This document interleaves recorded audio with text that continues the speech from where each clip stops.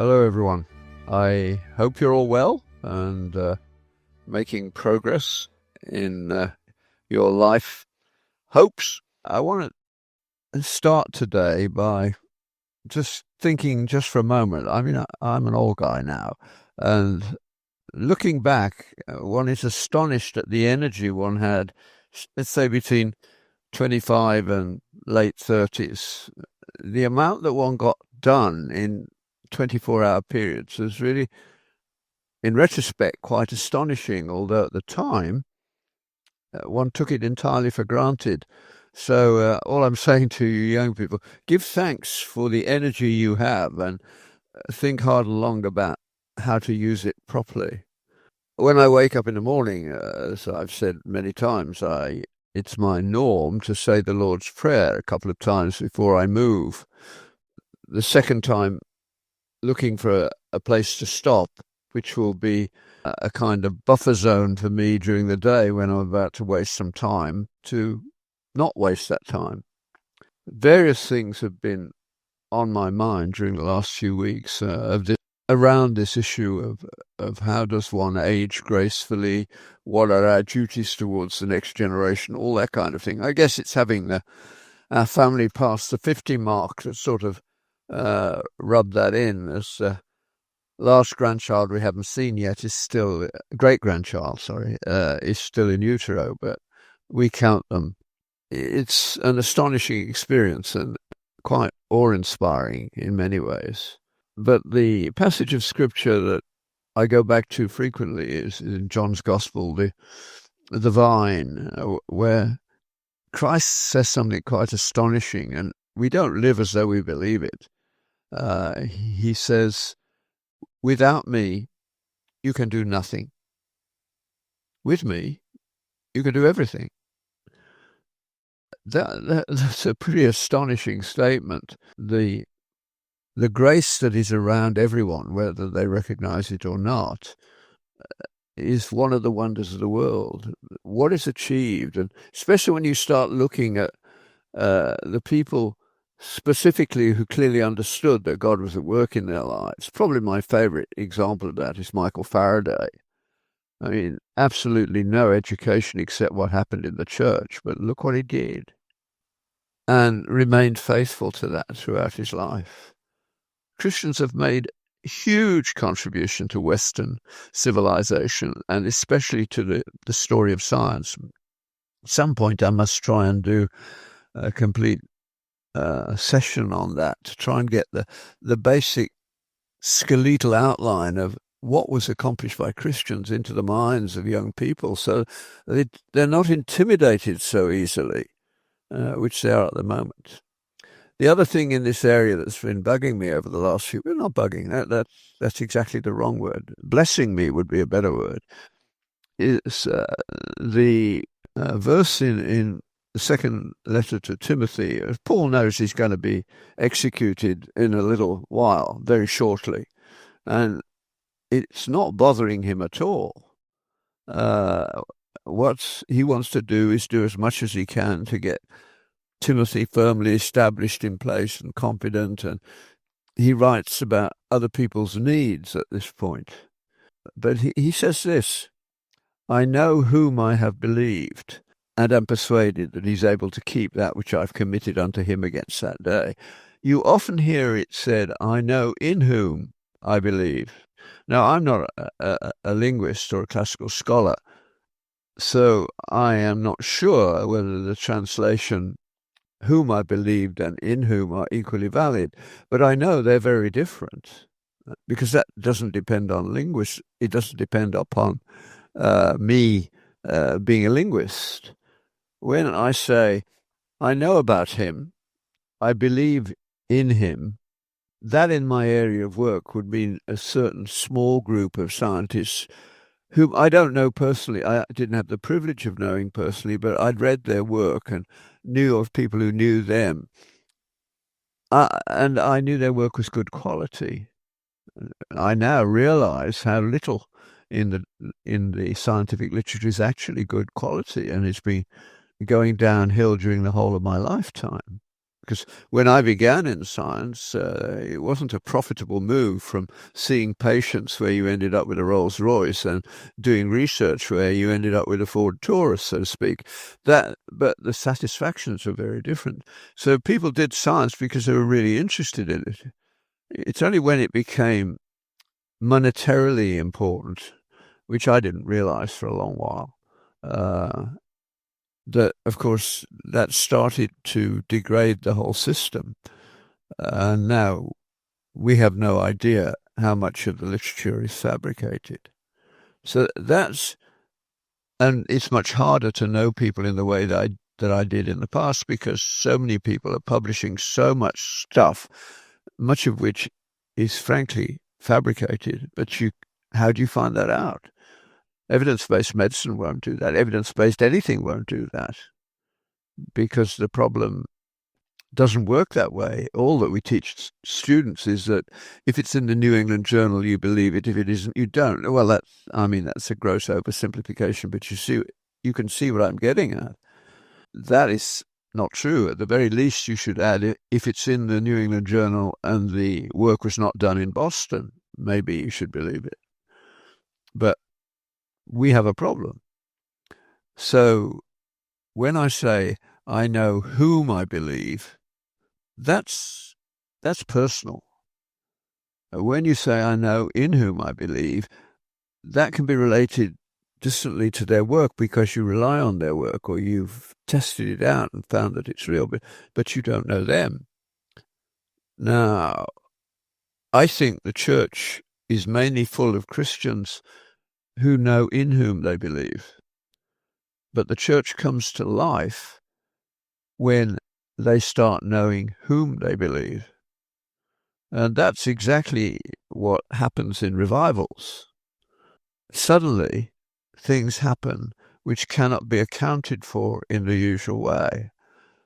Now, I have not had the privilege of being in the midst of such a revival, but I've met people who have. One little anecdote will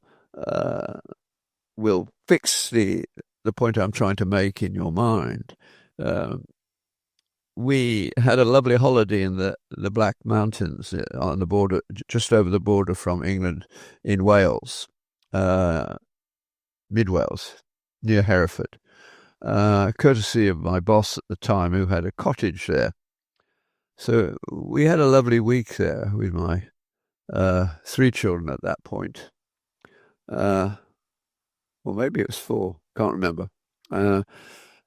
And we went to church there and met some people who took us to lunch, and they had been alive at the Welsh revival in the early part of the 20th century. And here's the point I'm getting at. That was further south where that happened. And the woman telling me the story, her brother was a miner. And when he came home, he'd been working physically hard, and he expected his dinner to be on the table in the evening, And he came back one evening when the revival had broken out in the village, and nobody was in the house. And he was furious. And he said, they've gone to that blank revival. And so he went down to the church to get his sister out, to get his supper for him. And when he got there, the church was packed. The next thing he remembers was kneeling at the penitent's stool at the front. He'd got there, and he'd actually got to the front by walking on the top of the pews to get there. And his life was changed. Now, he didn't make a choice at that point. Something overwhelmed him. And you find those descriptions again and again and again. And they're important. God doesn't do it all the while. I don't know why. I mean, he could overwhelm us at will, and we would have no free will. I mean, that's what thoughtful Orthodox Jews say about Sinai.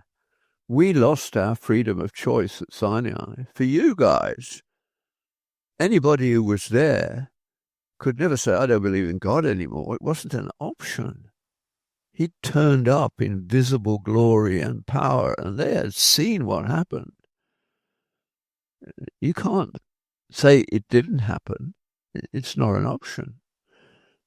You know something in a way that is outside yourself, not a choice, but an experience. So it's worth talking about. Now, most Christians have a few experiences like that.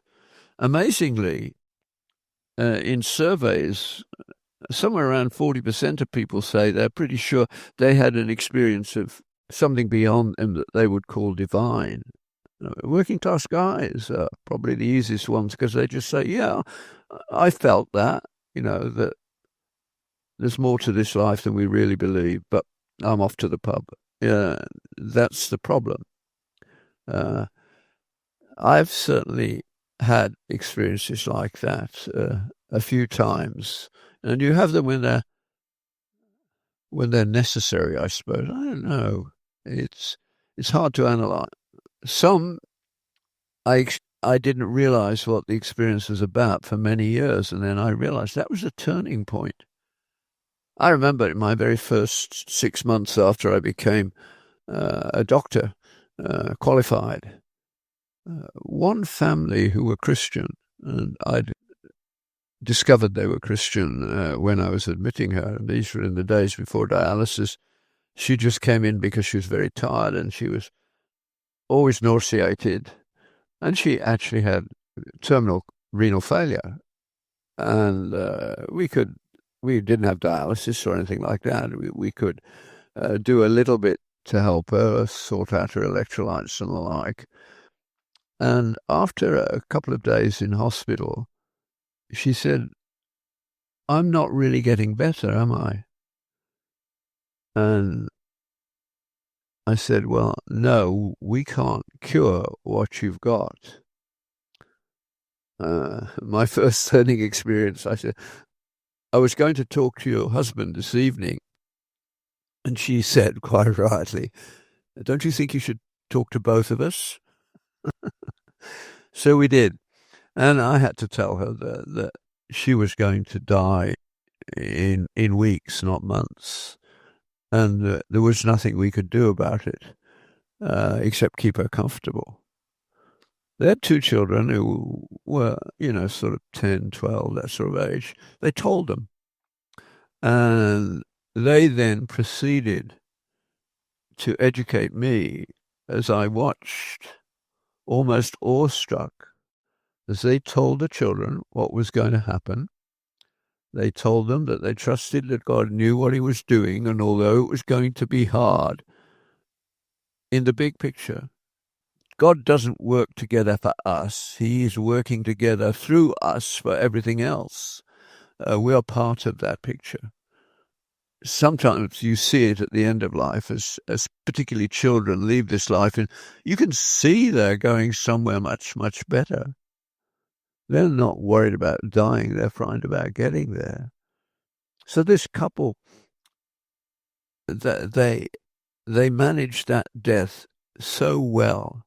All the people around them in the hospital could see what was happening. And I was awestruck by what they did. Dad and the children sent me a Christmas card for a few years afterwards just to tell me that they were doing fine. That's the world to come, invading our world, taking it back. Lewis's space trilogy sort of has this as a subtext almost, and it's a wonderful way to illustrate what I'm trying to get at. Jesus said, I came that they might know thee, the only true God, and Jesus Christ, whom you have sent. And that knowing is meant to be the foundational realities of our lives. Now, what do we do about that? Well, what the Jews did And I've talked about this before, but it needs to be repeated again and again anyway. They had an experience of God, the like of which none of us have had. But it didn't make them good. Conversion doesn't make you good. What it does is reorient your life. They knew what they had seen. And Moses, when he comes to do his valedictorian commencement address, which is what Deuteronomy is, he reminds them, you had an experience of God that you will never forget at Sinai. You didn't even manage to keep your promises for 40 days. By the time I came down from the mountain, you'd already persuaded Aaron to make an idol for you, which I destroyed. So if the experience of God doesn't make you good, merely makes you someone who knows that reality exists, as opposed to somebody who thinks they know that it doesn't exist, which of course you can't ever know for certain. That's the world that we actually live in. And Moses then goes on and says, your way out of this conundrum starts in your family. And the family is meant to be the strongest point in this structure. The dining room table. The Jews, Orthodox Jews, still take it very seriously, and it accounts for their incredible success in the world, despite having the most horrendous national history in the world. Of course, a silly, ignorant young people seem to think that the Palestinians had the hard time. They need to learn some history. They had the hard time, but at the hands of their own people who have educated them all into hatred. And turning children into haters doesn't do them any good. You may focus the hatred on the Jews, but you've made them haters, and that plays games with your psyche in ways that are just horrible. So they've suffered in that sense. To make the hatred of another nation the core tenet, and then try and build a people around that, it won't happen. It doesn't have the moral fiber to form a society. So what Moses taught the children of Israel was, you must remember your history. Remember to remember is a recurrent phrase in the Old Testament. And we didn't really get much further than that for a long while. In fact, the Jews didn't teach the rest of the world that it's Dad's job to see that his children all grow up knowing the history of the Jews, the children of Israel. Because that history is the only morally consequential history in the world. God says, I love you. I've told you what you would do. You won't do it, and you will go into slavery because of it, but you will come back because I have made a covenant with you. And time again, that happens. And they have a hard time learning. I mean, to this day, Israel is largely secular, I think. I haven't seen any good figures. If anybody has some, please send them to me. But they're always tending to veer to the left-hand end of politics. And they have their problems along those lines. But they do know, if they've been brought up properly, that moral consequence is just as real as scientific consequence. If you jump off a skyscraper, when you hit the ground, you will be dead. That's physical consequence. When you deal with a situation by lying, you have become a liar, and that's a moral consequence. And if you go on using that escape route, it will not be long before the lies control you and not you the lies. And that's a terrible outcome. So, what should we be doing? Well, the first thing is to follow the Jews and make sure that your children hear the stories of the Bible, because the Western world's success is entirely dependent upon Judeo-Christian thought, supplemented by Greek and a little touch around the 10th century from Islam, but no more than a touch. That's where we come from.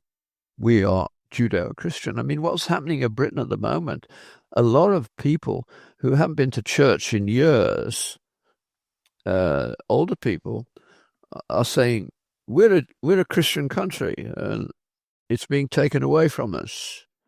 Multiculturalism is a lie. They don't know that. They probably couldn't even define it and know nothing of its history. But it is a lie, and it's the worst of lies because it destroys the moral imperatives of a society. In the past, people knew that an honourable man is made complete by what he will not do. In other words, what he will not tolerate. And in some respects, the radical Muslims are attempting to do something like that, but they are forced into lies because they cannot admit that the Quran is not perfect, and that's a problem for them. But any scholar worthy of the name can show them quite quickly that it is a contradictory text. And that's why so many young people in the more educated parts of the Muslim world, like Iran, are leaving in droves. Yes, the apologists say, we're still growing, yes, but that's only because you count babies. And when you come west, within 2 or 3 generations, you're having the same number of babies as the people in the West. And when your babies grow up, they used to become routinely Muslim. That's not happening now, and it's going to be worse and worse and worse. Anybody who did well in any area would sort of drift away from it in most cases. They wouldn't rock the boat too much, but they didn't feel any need to go to the mosque or whatever. And building mosques doesn't solve the problem. Albania, where I've been a few times, was supposed to be the only Muslim country in Europe after Turkey. And there are lots of mosques in Albania, but they're empty. Nobody goes there. They're built by rich Arabs thinking that building a mosque will make a country Islamic. But no, Albania is the headquarters for the European mafia. That's hardly what was expected. You can get a Mercedes for $6,000 there, or at least you used to be able to, but you can't drive it anywhere except Albania because it's stolen. That's the most awful outcome of Islam without depth. And every moral system has to confront moral reality. So we learn that from Scripture, and it built its way into our society. So be sure your sins will find you out was common knowledge in the Western world. We had a narrative which worked. Let me read a little bit of G.K. Chesterton. He says, nearly all people I have ever met in Western society would agree to the general proposition that we need this life of practical romance, the combination of something that is strange with something that is secure. We need so to see the world as to combine an idea of wonder and an idea of welcome. We need to be happy in this wonderful world without once being merely comfortable. Isn't that lovely? He plays with those ideas in many of his writings, but that's what Christianity did. It did provide answers, and they worked. And they provided and built the society which made, for instance, science is experimental science, an entirely Western thing. And as such, it's entirely a product of Judeo-Christian thought modified by the Greeks and a little by the Muslims. That's who we are.